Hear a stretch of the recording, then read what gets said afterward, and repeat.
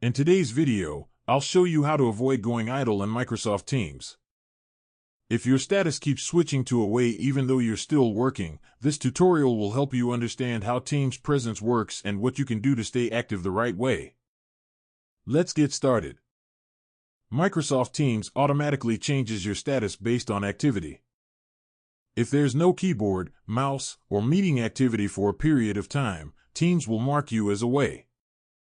One simple way to stay active is to keep Teams open and running in the background while you work. Actively typing, clicking, or switching between apps helps Teams recognize that you're available. Joining or staying in a meeting will also keep your status active. As long as the meeting is ongoing, Teams considers you present. Another helpful option is to manually set your status. Click on your profile picture in the top right corner, choose your current status, and select Available.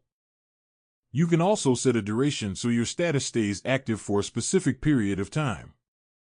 If you're reading or reviewing documents for long periods, opening a document in Teams or interacting with files stored in Teams can help prevent your status from changing to away.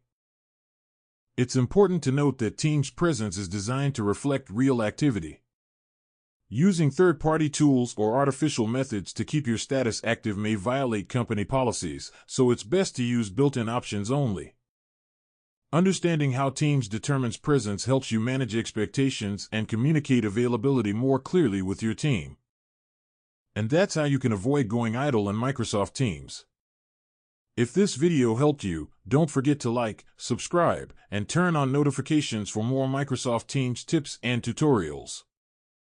Thanks for watching, and I'll see you in the next one.